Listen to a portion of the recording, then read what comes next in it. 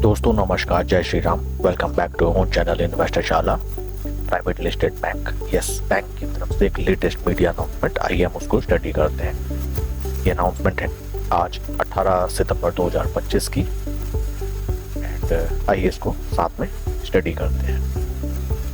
Details on Sumitomo B2C banking corporation completing acquisition of 20% stake in yes Bank Limited. दोस्तों, जैसा कि हमें already noted है कि RBI से परमिशन मिलने के बाद जापान के multinational bank Sumitomo B2C banking corporation, जो कि SMBC कहलाता है, को परमिशन मिली थी 20% स्टेक बाय करने की in yes bank from various other listed Indian banks like State Bank of India, Bandhan bank and various other entities.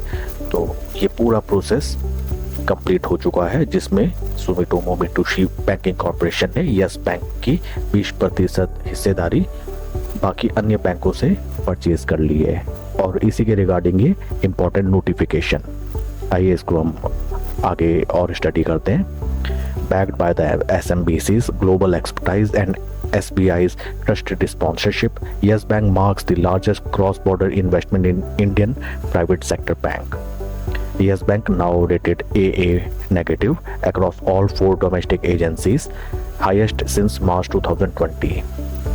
Yes Bank को AA की इन्वेस्टमेंट रेटिंग दी गई है by the rating agencies. The completion of the transaction also saw the induction of 2 SMBC's nominee directors onto Yes Bank's board, further strengthening governance and creating a platform for deeper strategic collaborations. तो एक ये काफ़ी important news निकल के आती है, not only for the banks, for all the banks depositors, loan creditors and all the retail share holders. आइए chart का पैटर्न अगर हम देखें, चार्ट किस हिसाब से ट्रेड कर रहा है। This is the chart pattern, daily chart pattern. मैं सबसे पहले आपको एक लंबे टाइम फ्रेम की तरफ लेके चलता हूँ। This is the monthly time frame.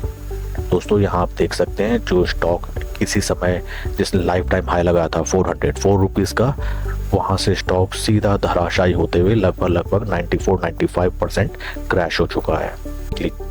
Chart pattern कुछ इस तरीके का, जिसमें देखने लायक कुछ भी नहीं।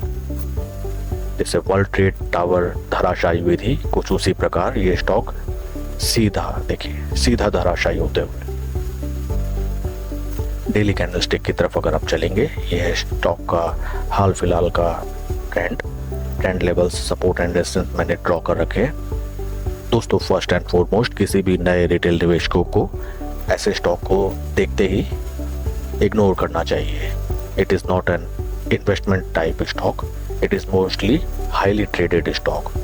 सेकेंड थिंग इज दैट कि इस स्टॉक में कभी भी हमें होप ट्रेडिंग नहीं करनी चाहिए, क्योंकि मोस्ट ऑफ द रिटेलर्स, आम निवेशक को मैंने देखा है, सपोज ये स्टॉक का प्राइस चल रहा है 21, वो इस स्टॉक में पोजीशन केवल इसलिए बनाते हैं कि 21 का स्टॉक 42 हो जाएगा, 100 रुपीज़ हो जाएगा, कभी ना कभी हो जाएगा, क्यों ना हम आने वाले फ्यूचर के लिए कुछ पैसा इसमें इन्वेस्ट करके छोड़ दें, जो कि सबसे बड़ी गलती साबित होता है।